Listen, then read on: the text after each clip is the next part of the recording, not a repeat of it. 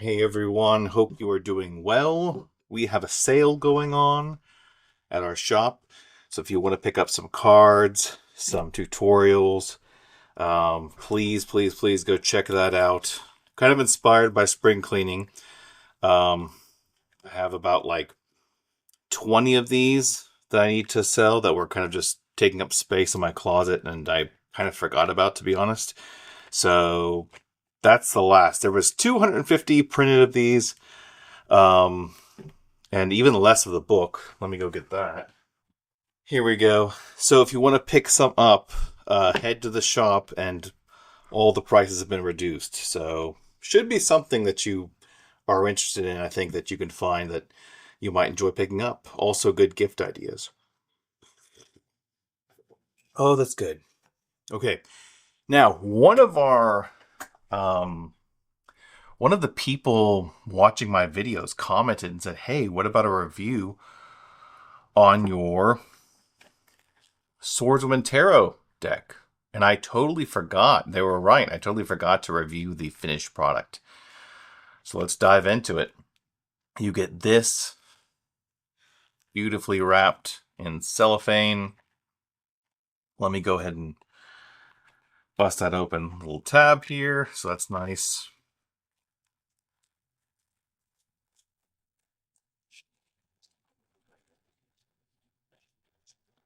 I wanted something, when I designed this box, I wanted something that, it looks like you went and you traveled to the Victorian times, the Edwardian times, maybe. A little bit of Art Nouveau, a little bit of history there. And you've got elements of East and West, katana, saber, like Western saber. Um, Beautiful artwork, very common colors. Side, really nice sword there. Really cool design. It's really cool when it's like on a bookcase and it's just kind of sitting vertically. That's how I like to display mine. And then the back, one of the card portraits, kind of a hint of what's inside, and these beautiful, corners. You can like focus on one corner or one little part of the border. In each little corner, there are the tarot suits. So swords, coins, cups, and wands. And here's our vintage stamp, which I'm going to have to break. It's a shame, but all good things must come to an end. You got to bust it open. Ravenswood Academy. Hopefully that catches. Hopefully you can see that there. Very nice. And of course, name on the side. Boom! Thanks to you guys, this deck was commissioned by supporters of the Ravenswood Academy 2024. So that's very nice. And not everyone knows this, but if you open it this way, you find a little surprise. Okay, let me cut this stamp. As sad as that's gonna be. Let's see here. I'm really enjoying these spring days. Hopefully you are too. We have to really enjoy spring in Texas because it doesn't last long. It starts getting hot. All right, that's opened. Let's take a look. The finished product. Guys, thank you so much for making this happen. Like I said, if you want to pick these up, there's a few on the store left.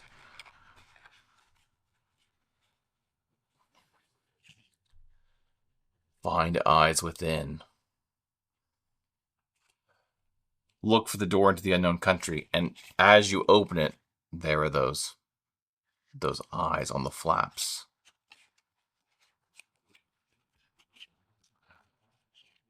Pretty cool. And then the cards await. Oh, so solid.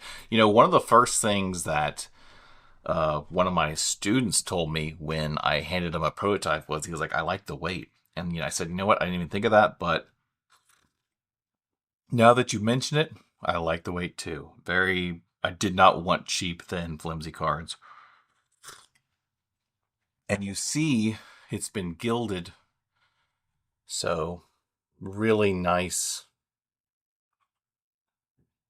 design all around. And that gold kind of bleeds into the back design. So, oh my gosh, this is great. Art, history. I try to make everything I design like packed with goodness. You know what I'm saying? Like I want you to be able to go back and think about it in a new way, a new light. Back design, beautiful. I sketched this out on a napkin. I think I still have that napkin sketch somewhere. Rapier in one corner, Jian, Chinese sword, in the other corner. A woman mysteriously gazes on that beautiful gold rose in the center. Man, that is glorious. That's just so cool. And I think a card back design, a little bit of philosophy of use here, or philosophy of design maybe. I think the card back design has to look good by itself. And then I think once the design begins to multiply, it needs to look good spread out. You know, that's important. Aesthetics. It looks good in pairs of threes and in fives and sixes. I mean, the more it starts multiplying, the more it doesn't overwhelm. It doesn't get crazy or weird. It just looks really almost like tiles in the building of a classical floor, right? I'm sorry if the angle isn't, good. Hopefully you're picking up some of this. By the way, I still have a few of these cloths left too. So who knows? You order, maybe if I have some left, I'll be able to throw in a cloth or something. I don't know. Sale. I'm trying to clear some room here. It's spring, I cannot live in a cluttered house. Okay. Let's go through these. We're gonna go through. Let's go through these art cards here. Well, these kind of ad cards, really. True history, well crafted. That's what I want to do at Ravenswood. I don't want to make stuff up. I mean, fantasy is fun. Like, made up stories are cool. Fiction's cool. I love that stuff. But I mean, when it comes to history, there's enough true stories where it's just like awesome enough, Man, that's good. That's a good design. That circle, the sword going through. It's the same sword on the side of the box. Designer details, and then also Fabiana, our portrait artist. Mwah, we love you. Thank you so much, Fabiana. It was always a constant back and forth between myself and her. She would draw something and I would say, okay, well, historically, this was happening with the wardrobe, or historically, this was happening with the weapons or whatever. And I was kind of consulting on. There's a ton of history in this deck. You're gonna see. So that's one ad card. Again, kind of just a nice little ad card, but even the quote unquote ad or information should be pleasant to look at, That should be nice. Okay. This deck is a limited edition printing of only 250. That's right. Look, the women holding the swords, the vines. Up there at the top, you can see the year. I love it when the year is on something on the product. It kind of puts it at a moment in time. You got the card. This just thanks everyone. If you picked one of these up, thank you so much. Thank you for supporting us. I mean, we're not a huge business or anything. We're literally just one person with a few helpers and a few friends who care about history and art, design. Beautiful, beautiful, beautiful. This is a list of all the cards you're going to see of all the women, and you can look at their names and look them up by matching their number to their name on this list. And then you can look at them in history. All right. That artwork is from... I actually have it. This is such a special memory for me. I remember going to the library and, we didn't have TikTok. We didn't have YouTube. Not that there's anything wrong with technology, right? But I mean, in order to escape, you had to maybe watch a movie, maybe play a video game, but you didn't have your phone, so I at least looked for books. My brother and I did. And when we came across this, King Arthur by Howard Pyle, volume 1 of 4, we were so overjoyed. It was like finding hidden treasure, you know? And um, it was just so special. It was so cool to read this. There's Arthur pulling out the sword. And somewhere in here, dude, look at these. So if you don't know, Howard Pyle, he illustrated all of these. He wrote the book and he illustrated all the painting drawings. That is just such a cool illustration. The castle, Merlin in the background, the duel. I mean, man. You know, we were little kids and we read this together. Just a good memory. Part of what got me interested in history, definitely part of it, not all. I mean, there's been other influences, but. And look, there's a Lady of the Lake giving Arthur a sword. It's a very charming telling. I mean, Howard Pyle is writing in like pseudo Old English. It's a good book, you know, for its time and what it is. I really enjoyed it too. So thank you, Howard Pyle. That's where that illustration comes from, the Lady of the Lake with the sword. I thought it was fitting for Swordswomen. Okay. Now, let's go through all of our portrait cards. Dude, I hope I have enough time.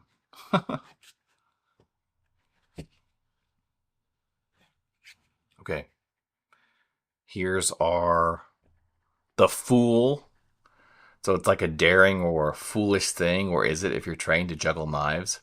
Some of these swordswomen are going to be Olympian fencers, you know, rulers who had the sword of authority, actual people who dueled or etc. But I wanted to explore kind of stuff on the fringe of swordswomen. And part of that seemed like these people juggling swords, these people juggling knives. This is from a vintage photo, and we don't even really know who she is, etc. So I just had Fabiana draw it and colorize it. That was one of the easiest ones because I could just point to a photo and say, okay, draw this. Interesting story. Chen Shi Chao worked at Jingwu, worked alongside my teacher's teacher, training people how to sword fight. Started a women's program, wrote about women and, you know, kind of pioneered them strengthening themselves, exercising, taking charge of their health. She took an active role in Jingwu. She was helping with gathering funds, deciding what the funds would do, editing. She helped teach the calligraphy class. There's a lot of historical photos of her. I probably made a Facebook post about her if you check the Ravenswood Facebook page. She's got a hook sword, Chinese weapon. Very small. You can get, even compared to some of the other people, when she's standing next to people in photos, she was a very small stature and she had really weak health, and she started practicing and she felt like she was getting better. So it was a very important mission to her. I'm not sure how close I can get the focus. I apologize if there's any blurs or anything, but you get the idea. Hey, you want a closer look? You might just have to buy a pack of cards. Okay. Oh, by the way, she was the magician. And, you know, just so you know, so if you draw the card upright, you read to the right. If you draw the card inverse, you read to the right. And these cards, they have a lot of the old words associated with like people doing tarot in the 1800s. This is pulled from like a really early 1900 or 1800s book. These words for the association with, you know, each card, like the Fool, the Magician, the World, etc. So that's what's going on here. There is one wall relief drawing of Hatshepsut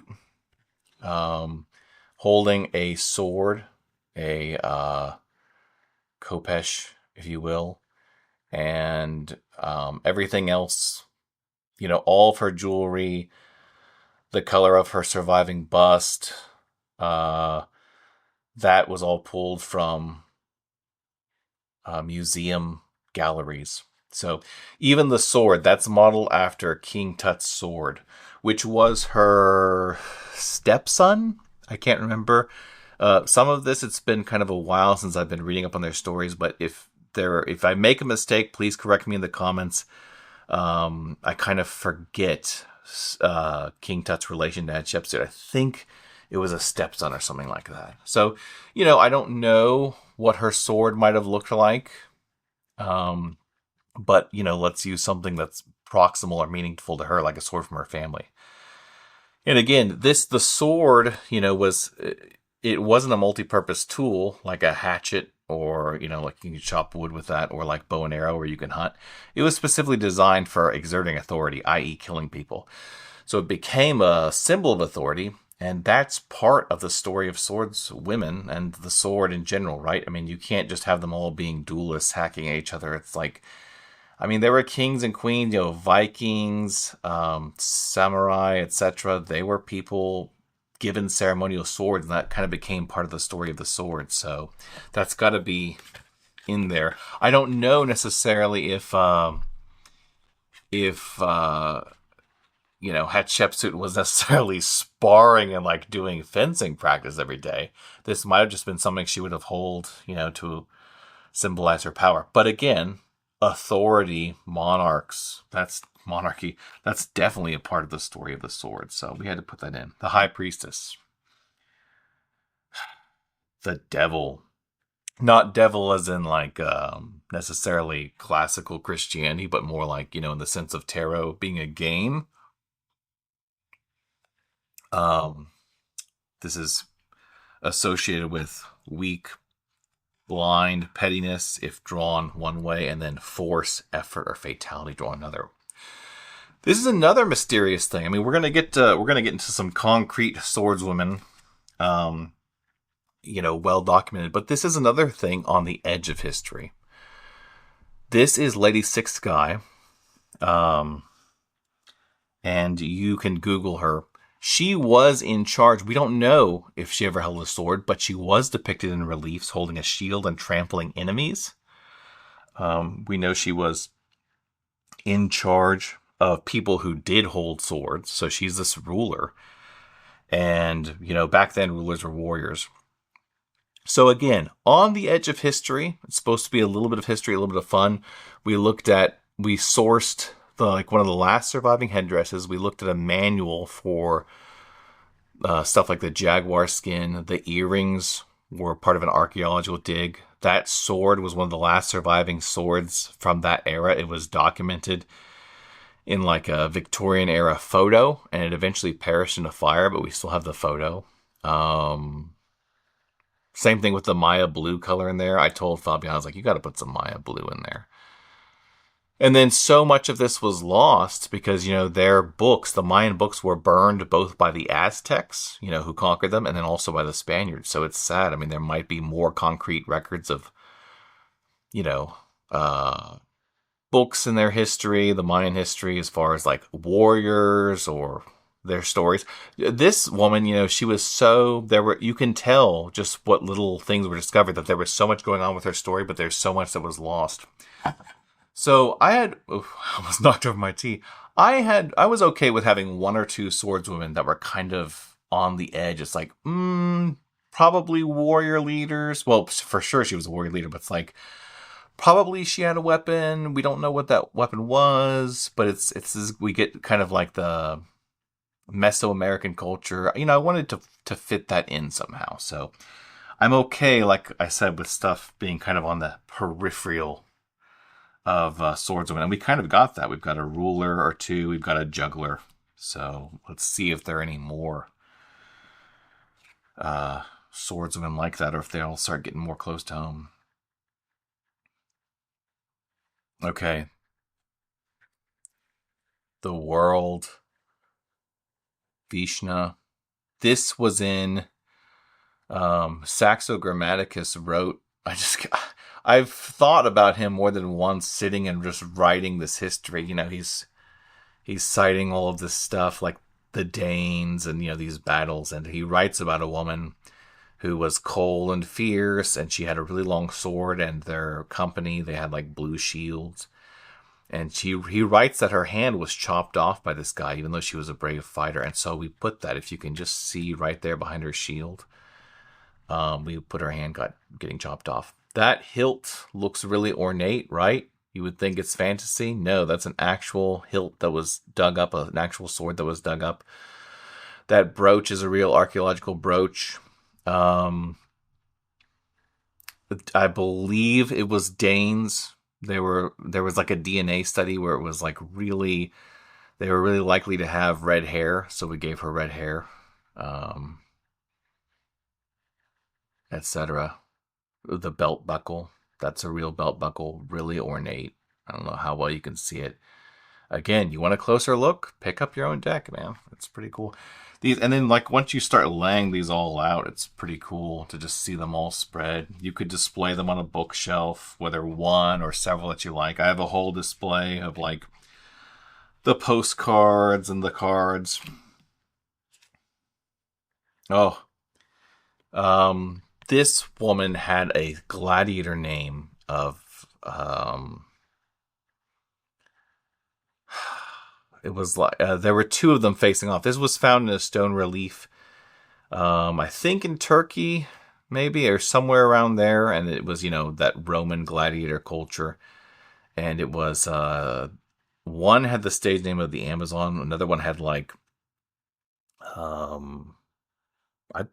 want to say it was like a female version of Achilles or something like that. Maybe Achillea, something like that. It's been too long. Y'all are going to have to do your own research and remind me. But this relief looks, it's if you look at the stone relief, it looks exactly like this. They've got the curly hair, excuse me, the sleeve, the sword, the shield, the bare chest, and you can tell it's two women fighting each other. And there are period sources. Oh, and so gladiatrix is kind of a modern word. Romans didn't use that word, but it is, like the classical Latin female version of that. And there were period authors who kind of, now they were lamenting the fact, but they were still recorded anyways, but they were kind of complaining or joking, depends on which source you're consulting, but they're complaining or joking about women jumping into the arena. And some were slaves, but others were like of a higher class. So what compelled them? Was it like adventure? Was it, wanting to just live? Was it fame? Some other thing that compelled them? I'm not sure.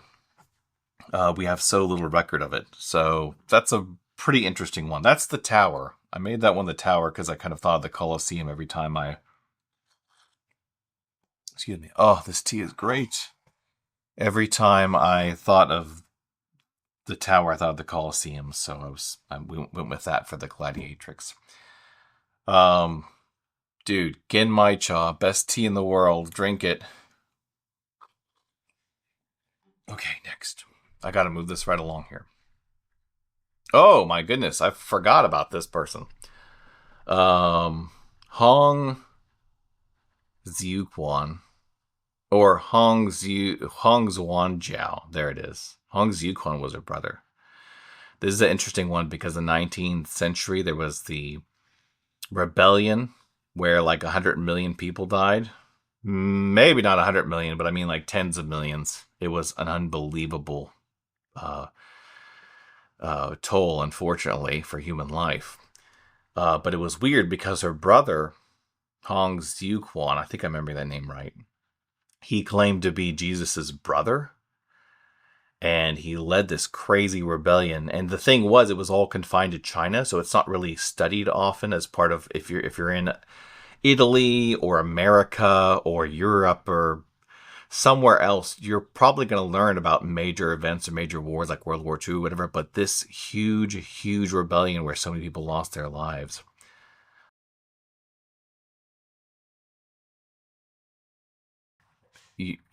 It's kind of confined to China. So even though there was a lot of loss of life, it's kind of more covered in Chinese history traditionally, I'm assuming. Anyways, not a lot of is known about her, but it is said that she had two swords, so I put that in as an excuse to have her wielding the double dao in a posture from our line of martial arts. And it is said that she wore an apricot robe. She had jade ornaments at her belt, so there's the jade ornaments if you look closely. And she's the sun. So the apricot robe, I thought, oh, we got to make her sons. And, it's adjectives, it's like were used to describe her, like dazzling. And so kind of crazy how many women in Chinese history there were who use double sabers, and like women who actually existed, not just literary figures. So I probably need to make a video about that sometime. It's kind of wild and not stuff you're going to typically see covered in other history books or whatever. But it existed. Oh my goodness, yes! I love all of these, but for different reasons, right? This is a posture. It's a little stylized, but this is a posture from the sword school that I inherited, that we practice. I mean, there's reasons to love this. And the sun, the orange, look at that bursting. It's the lighting. These look way better in real life. You like the gold trim. You can hardly see it, in a, there's a little bit of that gold trim. But I'm telling you, in real life, it just pops way more. There's a bunch of reasons to love these, right? This, I love the story, and I love that we got to put an American. This was based off a black and white photo, and the sash, it's all black and white. The sash was segmented like that. And I told Fabian, I was like, this was one of our few American swordswomen. America's not going to have much opportunity to have swordswomen because it's, relatively recent history. But I told Fabian, I was like, you've got to put the red, white, and blue because she's American, but also, too, you got to put it in stylized colors where it kind of reflects those blankets from Mexico. Because she was half Spanish, like Hispanic, half, American, Anglo, Western. I'm not sure what you'd want to say there, but her father died fighting on the Union side of the Civil War. She lived sometimes in Mexico, and she would get her faithful little donkey, and she would ride up to California, and she would do these. And she also lived in the United States for a time as well. But she would do these tournaments where they were actually fighting each other, and she would do mounted stuff on her. These people would gear up on their horses, and they'd get all this armor on, and they would bash at each other with these swords, and they'd try and knock each other off and like hit each other. And it wasn't staged. It wasn't like WWE wrestling, like where it's predetermined. I mean, they were actually going at it and trying to win. And she won. She beat a lot of people. They were like veterans, like Spanish War veterans who like tried to fight her, and they lost. Some were really gracious about it, and they were interviewed afterwards and like, oh man, she's amazing, props to her. Others were mad, and like yelling at the refs. You can find all this stuff in archives. I'd really like to write a proper book about all these people one day. But it was funny because you could find all these vintage magazine articles and newspaper articles about her talking about how she would work out. She would go running with her dogs up mountains and stuff. To get her wind built up, she would say. La Jaguarina was her name, her stage name, her fighting name. Really cool, that kind of golden era look. And this is a detail you don't pick up, but one of the black and white pictures, or like one of the sources, like the newspaper, says that she had a brass or bronze colored cuirass, like breastplate. And if you just see black and white, you just assume silver, but we made it that bronze brass color. So, and she had a saber. Really interesting woman. And what was really cool was I found classifieds from her, just like little one-line blurbs about like, oh, my dog had puppies. I'm selling these puppies. You won't find a better breed. He's a really good dog, or she's a really good dog, or whatever. And you could find little things. She had a fencing school. So she taught women how to fence. Really incredible life. She had a rival. So she was short, squat, and dark. I forget her official height, but she was short and she was squat and like thick. One of her rivals was like this really tall, I think Scottish girl, like tall, lean, blonde, long hair. I mean, like opposite in every way. Like you'd think a foil kind of designed for movies or something, but it was all sorts of crazy stories there. I won't bore you. We'll keep it moving on. And again, what's cool is you can see, oh, Judgment, because you're fighting in front of judges. Number what? Let's see, 20. So then you look it up, and there's your 20. Ella Hatton, stage name, the Jaguar, La Jaguarina. So you can do your own research in Google and have fun looking up the stories and the images. There's pictures of her in a dress. There's pictures of her. There's an article with all of her body measurements. There's tons of stuff. So it's kind of crazy how far the rabbit hole goes. And that's what I'm talking about. Oh, a little stray hair from Freya. That's what I'm talking about when I say there's a lot of goodness packed in. I want you guys to be able to pick a card, research, have fun, drink some tea. That's maybe one afternoon. And then, 3 weeks later, you open it up and you pick another card and you dive down that rabbit hole. Oh, man, I love this one. Shoutouts to Melody, who helped with all of this stuff as far as like logistics and things like that. And it was her idea to name Esme Beringer the Star because she was an actress. She performed on the Victorian/Edwardian stages. She even, in her old age, starred in some movies. I think she lived all the way up to like the 1960s or 1970s.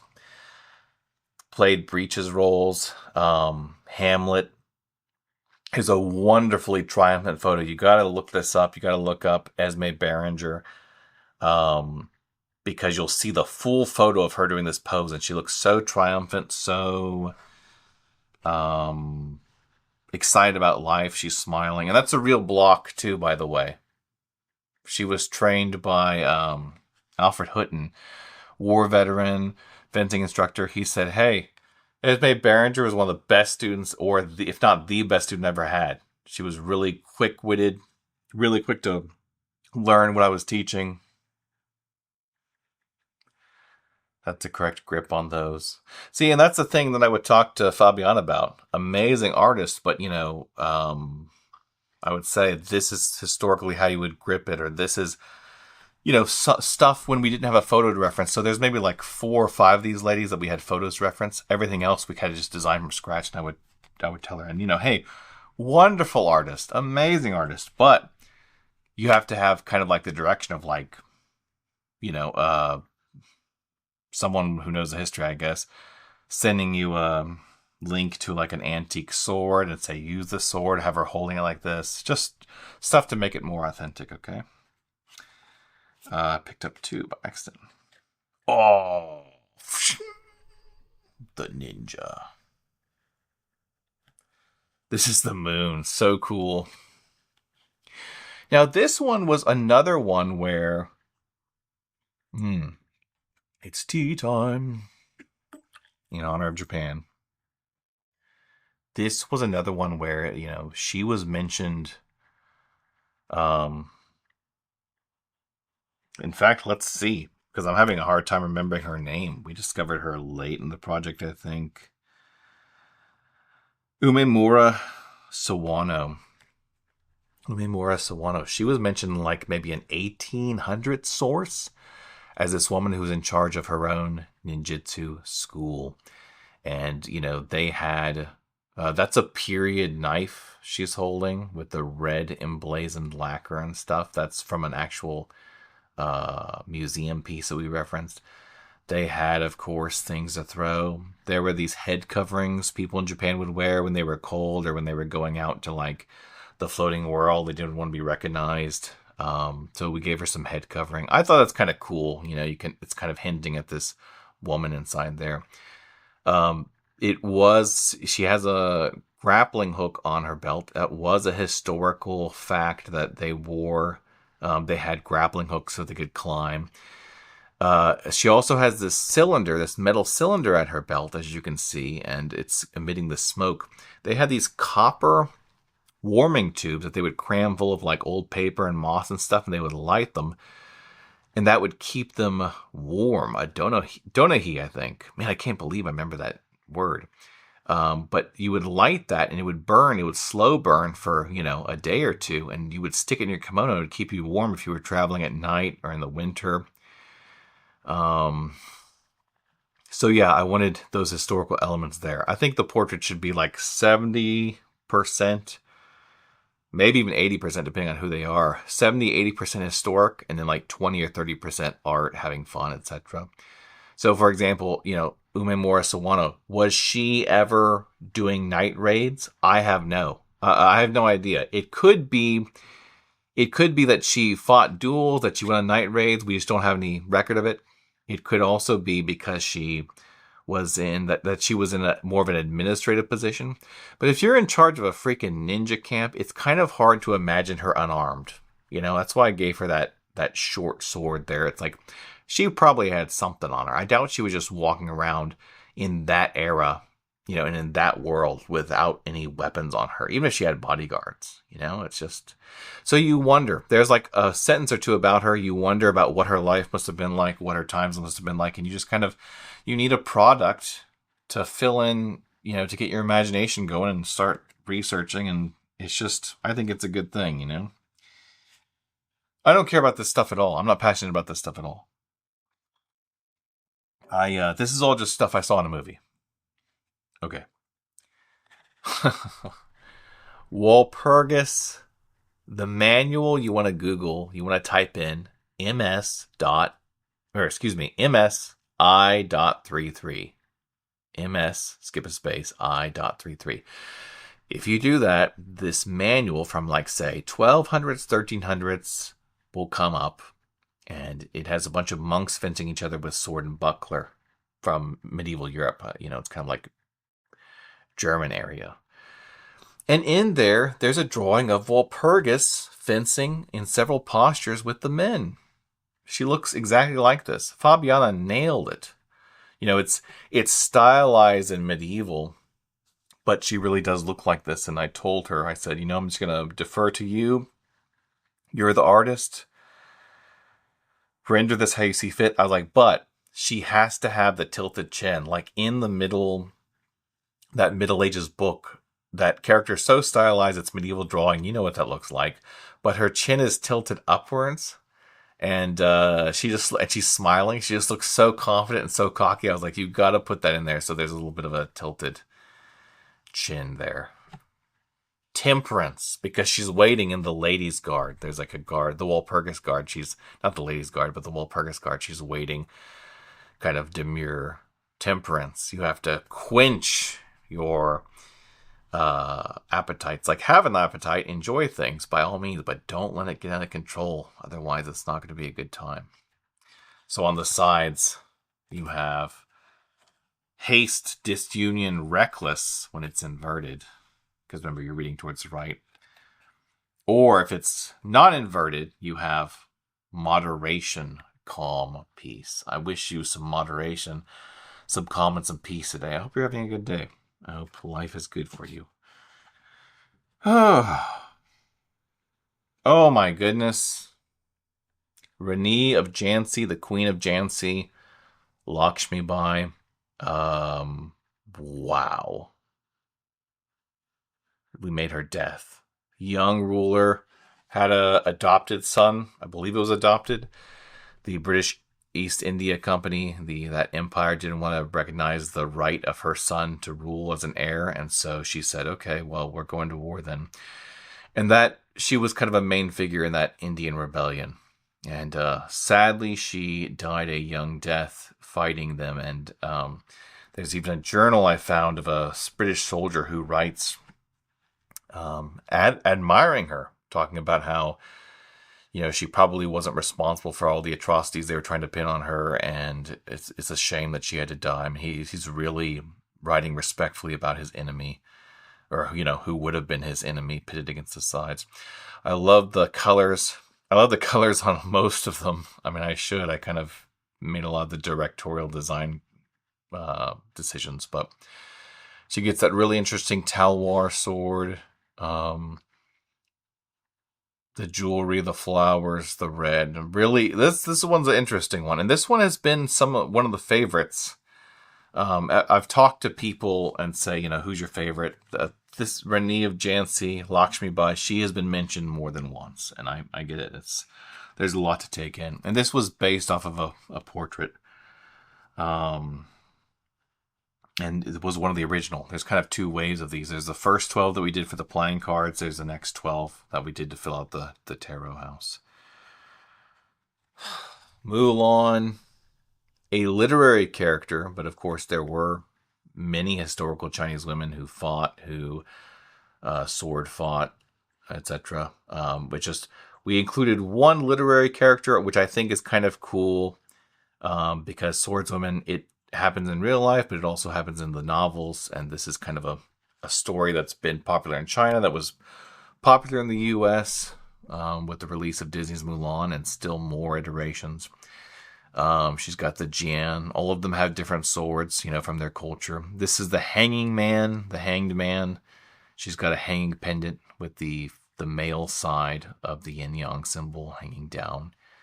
And the flowers, very picturesque, very stylized, but pretty interesting.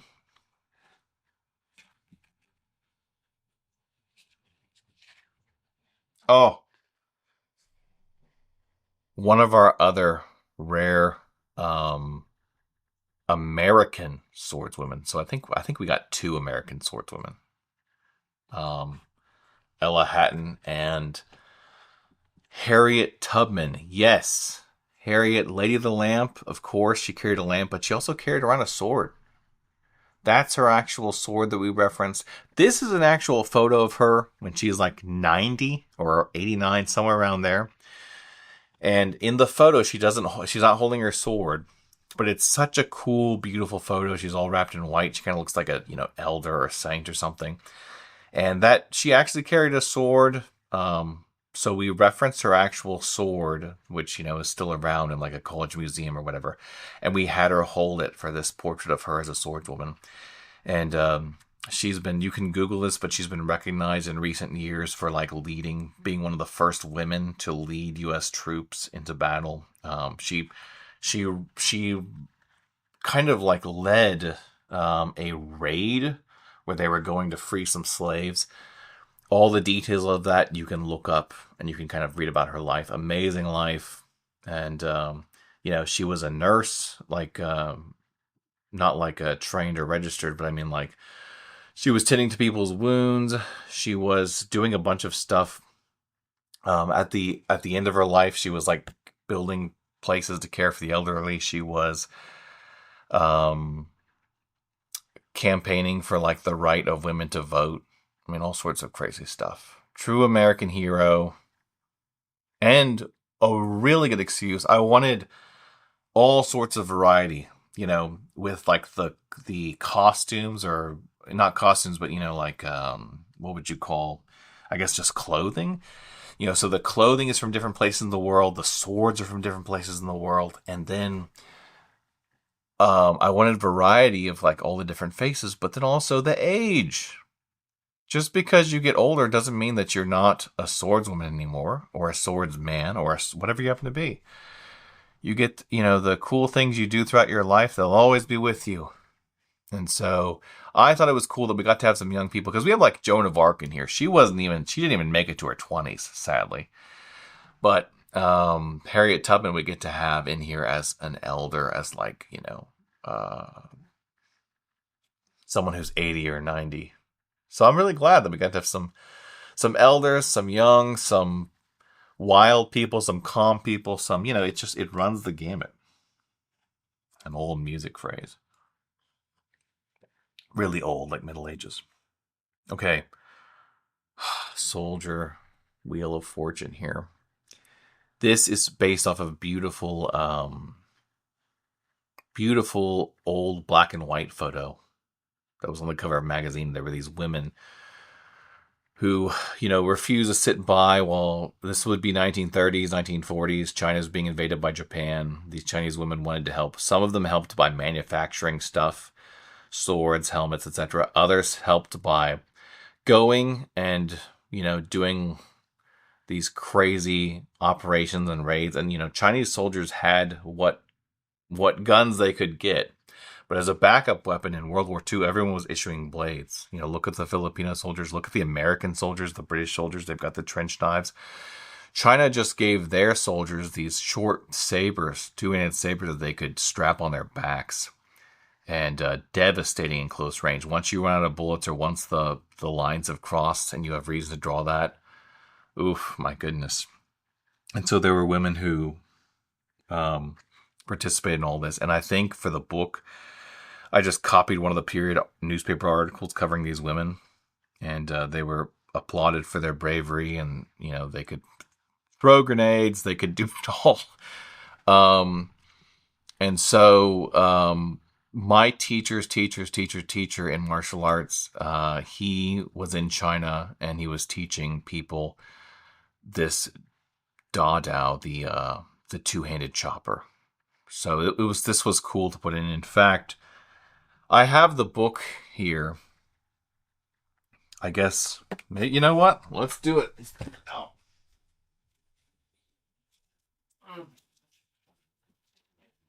Now I had 2 copies of this book.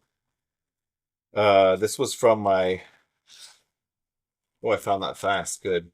This was, mailed by my teacher's teacher to one of his students in America. Oh my gosh. And this is the manual based off of, look at that. He was teaching these people who were going in, deployed, combat zones, taught them how to use the things issued to them by the government strapped onto their back. The student in here is Wang Hanshu, and he would eventually move to the United States, and he went to Harvard. He became a professor in California, and actually wrote a book on history of Mantis too. But anyways, that's the weapon. So that's something that's kind of near and dear to my line of teachers as far as teaching these people how to use this thing. It's so sad, when you think about it. I mean, and I allude to that in the book. I say I want you to have this kid-like sense of wonder. I want you to be like, wow, these are cool clothes or cool swords, or like, I would want this sword, or I'd want to hang out with this person. But I want you to also have this perspective of an adult and a professor and just be like, man, we have it so good because we don't have to be in a crazy battle with swords. We can, enjoy this peaceful life and reflect and hopefully become better people because of that. It's you gotta have a balance between the somber realization of all the stuff that accompanies a sword versus all the fun and adventure and stuff you associate with it as well. Okay, Miss Ellick, Ilona. I don't think it's Iona. I think it is Ilona. Ilona. Studied music, so I appreciate that definitely. But grew up, couldn't fence in certain places because of her Jewish heritage during the Nazi occupation. And still somehow was able to go on and win the Olympics in 1936, I believe it was, in Berlin, and refused to throw the Nazi salute on top of the platform, the gold, when she won the gold. And so yeah, take that, Hitler. And then after the war in the 1940s, when the world was healing and celebrating that the war was over, I guess this would have been 46, 48, I can't remember. In London, they had the Olympic Games. And she came back after all those years and she won gold again. Hooray, Ilona. And Hitler couldn't make it that time for that Olympics. I wonder what happened. And she's one of the most decorated female fencers. Of course, this is modern Olympic style fencing. really interesting life. I found pictures of her being like hugged and kissed by her friends, and they all look so happy and overjoyed for her, like probably shortly after she's won and stuff. And just looked like an interesting life. It'd be cool to meet her and chat with her. This is kind of a, I think this is one of her pictures where it's middle aged, you know? And so again, various ages. I thought that was kind of cool. She looks very like stern, very like no nonsense, which I guess you'd have to be dominant and winning gold for like 20 years or something. You're just drilling, drilling, drilling. I imagine. I mean, I wonder what life was like for her. But really cool. This and then this one we were able to do straight from a photo. You know, take it and draw it. So this is one of the 4 or 5 where we had a photo reference. Everyone else before the 1800s and there's no photo. It's like you got to come up with what armor were they wearing, what their hair looked like, what their jewelry looked like. I tried my best, guys. Please, please, please, please forgive me if I got something wrong, but I tried my best to reference like the culture's clothes and jewelry and norms and everything. Hopefully I got at least, you know, the core, the essence, a good 75% of it right. Next. Oh man, check it out. Now this is Victoria Seddon? Yes, I almost said Sutton. Victoria Seddon. She was a sword twirler. So what's very weird about this one, this is kind of a something you don't see in modern sword movies or something. I mean, she was an endurance athlete and she set a record for continuously spinning pins. You know those Indian clubs that look like bowling ball pins? She was spinning those for like something insane, like over 24 hours. Like she just got in a theater, people would filter in and out and they were cheering her on, and she just would continuously move them several rotations per minute, and she wouldn't stop. A minute goes by, 30 minutes, an hour, 3 hours, 12 hours, 17 hours, and she challenged someone to a competition as well. That's part of her story. But not much is known about her life. She also would spin sabers, and there's a beautiful picture. You've got to look up the picture. Victoria said, and just Google it, and you'll be able to find it. Beautiful picture of her with these sabers. So again, a picture we were able to reference. And she would spin these sabers at exhibitions, like, you know, Victorian, not malls, but, you know, they would have these gatherings and shows and stuff, and she attracted quite a crowd by all accounts. And so again, I thought that was, you know, not necessarily fencing someone, but this is a part of the story of swords. Like, it's eye-catching, it's showmanship. There's people who fence on stage to tell stories, like Shakespeare. There's people who fence for like as part of the fair. I mean, it's just touches so many things. I'm really interested in subjects that have a lot of that kind of complexity as far as layers. Like, there's history, there's art, there's all these things kind of in there. Oh man, so unique. Look at that armor. I don't know how good the focus will hold up on these guys, so I'm sorry if it's out of focus or if it looks blurry, but I'm telling you, once you get the card in front of you, it just pops. So this is, you know, we were able to reference photos of this because it was somewhat recent. And these are the Dahomey Amazons. I have not yet seen, there's a movie about these ladies. I can't remember what it's called. I think it's like The Warrior, I think it's The Woman King. The Woman King, I think, or The Warrior, I think it's The Woman King. Or The Warrior Queen or something like that. And so there was a movie made recently about these, and this is a really interesting and weird situation where there was an all-unit of female soldiers. They were kind of also bodyguards of the king and hunters as well. There's stories about these people hunting, the Dahomey Amazons hunting lions, or like bigger creatures too, like elephants and stuff. And some people theorize that maybe, so this tribe would raid other tribes and take them and like, as they would enslave them, or they would also sell them to slavers, I believe, as well. So this is I love the complexity of this as well too, right? Because it's like, is this a good person? Yes. in some ways because you're defending your country, defending your home, because they were fighting against the Europeans. They were defending their country, defending their home. Like, that's a great thing. Is this also a bad person? It's like, yes, because you're raiding other villages and you're torturing other people and you're selling them into slavery. And that's all of these people. All of these people have their own stories and their own shortcomings and their own beautiful moments and sad moments and horrible moments. I mean, that's the human story. All of the cultures, all of our personal lives, we have this complexity about us. So, I don't want it to be a paper thin, like, oh, this person is the good guy, this person is the bad guy. I want you to kind of stew over this and think, man, what do I agree with about this person's lifestyle, their worldview, whether they're like a 6th century person from China or a 19th century person from Africa. Like, what did they get right? What did they not get right?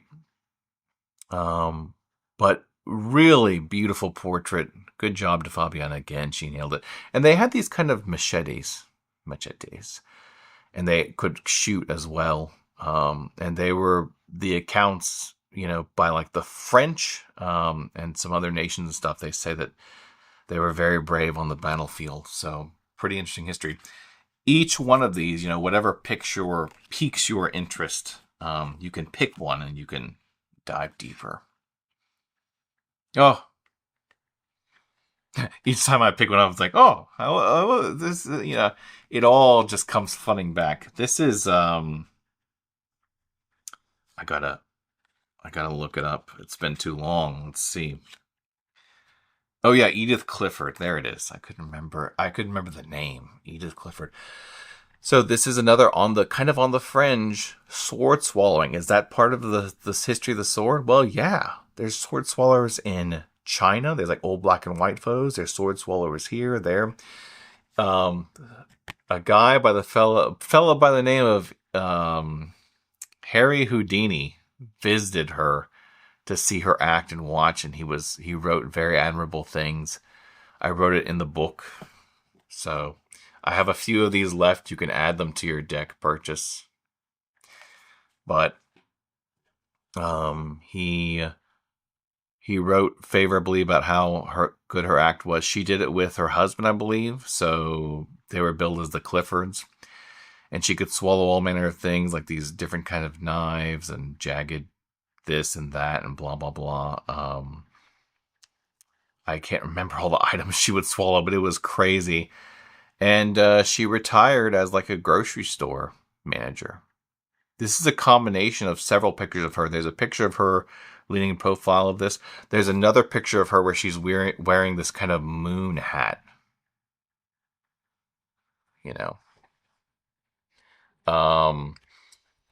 And she really does have all these flowers in her hair. I mean, she was making herself to look like eye-catching because she's a performer. She's not a fighter. But nevertheless, she had a talent with a sword. And again, retired as a grocery store manager. I can't help but wonder all the people who were just checking out and getting groceries and they didn't know that there was someone who had quite an interesting life in her past.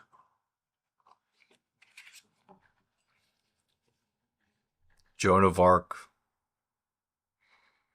And all of these should have titles that match, with their story or make sense in some artistic way or another. But this lady needs no introduction. This is probably, I think you could say for a fact, this is the most famous woman in this pack.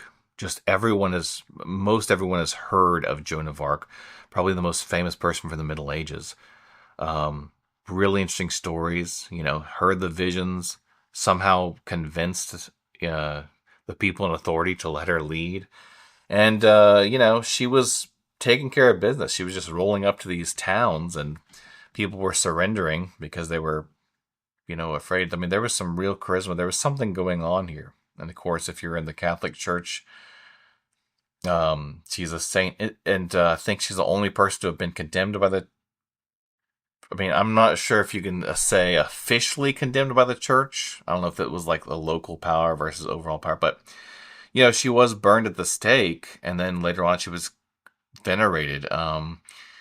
So this is an interesting figure because to say conservative Catholic, she's they're like looking up to her. And then to like a, say, a liberal feminist atheist, they might still like Joan of Arc because she's like defying these gender roles, or I mean, it's weird to me that and it's kind of interesting that two people on totally different sides of like the spectrum can look at this person and say, oh yeah, it's so cool, Joan of Arc. So really interesting figure. There's people have been writing and writing a ton about her. They probably will be, long after I'm gone. It's a continued conversation. But her hair was dark and cut short like a man, or like, a page boy or something. So we did that. And then we put her in a suit of armor. We did this and the samurai, or Onabugeisha. We put like kind of the peak of their culture's armor. So once you get to the 1900s, anyways, there's a bunch of portraits, like oil portraits and stuff, that are depict Joan of Arc in a suit of armor, where she's it's past the point. It's anachronistic because it's past the point where she existed. It's a later invention, but it's a beautiful, all-encompassing suit of armor. So it's kind of like the height, quote unquote, of medieval or maybe even Renaissance culture, depending on how far you go. So I just decided to do that. I was like, you know what? Instead of putting her in armor accurate to her time, let's just skip forward 100 or 200 years. And like, it's still a French suit of armor, if I remember correctly, but it's from a different time. And that's because it's kind of, like I said, by the 19th century, it's kind of a tradition, kind of historically accurate, if you could say. All right. Oh my gosh. Breathtaking. Awesome. Good job, Fabiana. This isn't AI art, dudes. Someone drew this. Yeah, they were using electric tools, but this was drawn in 2019, something like that. Maybe even earlier. I can't remember the dates of when this one started, but this was before AI could generate art. This is all drawn by a person. I went to the Japanese armor museum. I found this suit of armor. It was a different color, but it had the dragon on it. It had the gauntlets with the flowers and the butterfly hinges, where the butterflies are like flying through the hinges on the gauntlets are butterflies. They're flying through the flowers, the trees. Beautiful. This is, how did I forget this person's name? Tomoe Gosen. There we go. Boy, I had a blank space in my mind there for a minute. And she's like 11th or 12th century, but we depicted her like a 19th century peak Japanese culture, Edo period armor, just kind of as a celebration of that culture.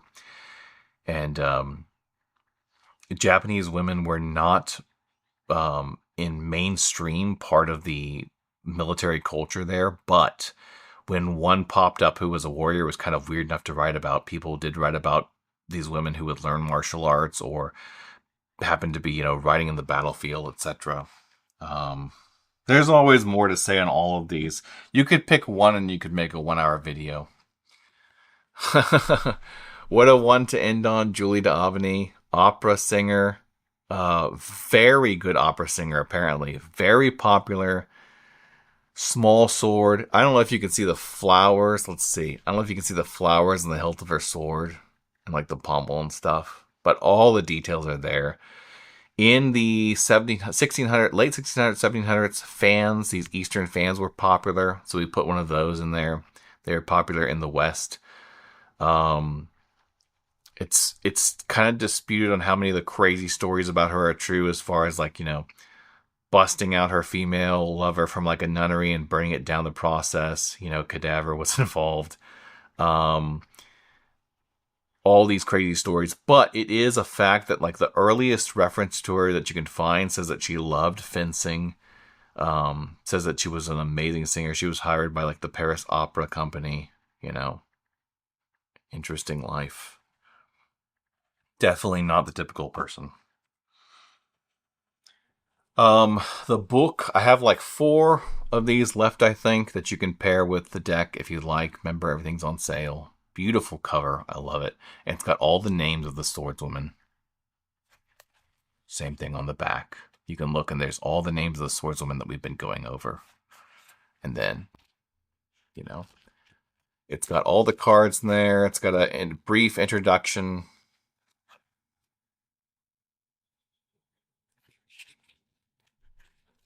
And then all the portraits, so you can read about their stories. And then, excuse me, and then some blank pages for your own personal notes at the end. Why not? Do some history, do some research. Dude, it's gone. I have like 5 minutes left in my battery. We gotta go fast. The coins, I wanted these geometric. I wanted each pair of coins to be, beautiful and geometric. And like I said, each one you draw, you just read to the right, whether it's upright or in reverse. And you've got, traditional words associated with these cards that were from an old Arthur E. Waite book.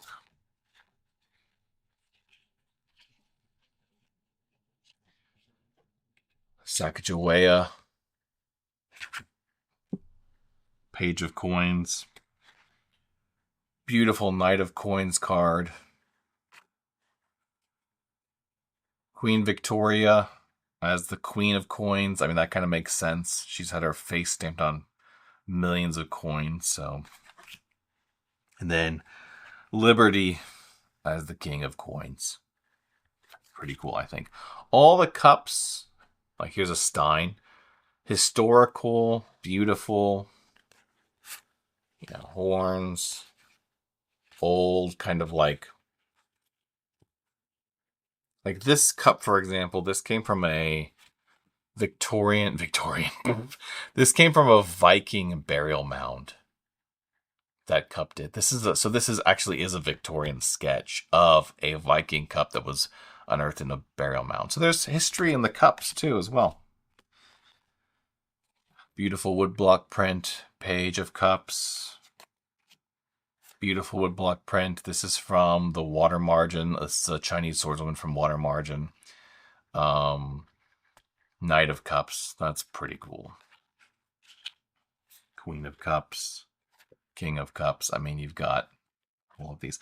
Ace of Wands. I made because these kind of have a Victorian feel, the box and everything, I made the wands Victorian walking sticks. So it's got this really nice this one's so funny, the color. These are all like Victorian sketches of characters, cane toppers. They have so much. There's so much to look at. This mushroom one I love. Birds, pelicans, flowers. Page of Wands. Like the lady's gone falconing. Knight of Wands. Queen of Wands. Really smart portrait there. King of Wands. Very cool. Again, Victorian era sketches. Beautiful artwork. Come on. And then the swords. Good note to end on. Jian. Hook swords. All these different cultures. All these different swords. Basket swords. Some British Isles action. Saber.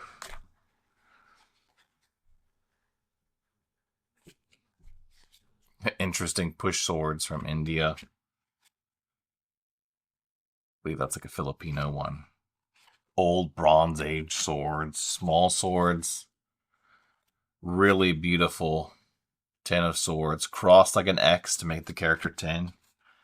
Page of Swords. Rapier. Knight of Swords. Knight looking sword. Traditionally.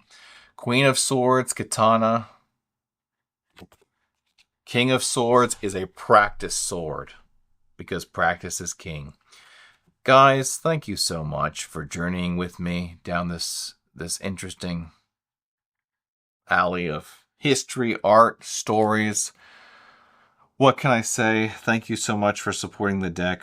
And like I said, check out the shop. I've got a bunch of things on sale for a little while, just so I can clear out some space and start working on my next project. Ooh. Try trying to stick my head into here. Next project. Ooh. Thank you so much. I'll see you around, and remind me if there's anything I'm missing in the comments or whatever. And thank you again. So cool that we did this. A thing of beauty is a joy forever. So, cheers. Here's to you. I hope life is going well. Keep learning, keep reading, keep looking at history and ideas and whatnot. This gold is just beautiful. So, yeah, what a wonderful project. So, cheers, and I'll see you next time. Thank you.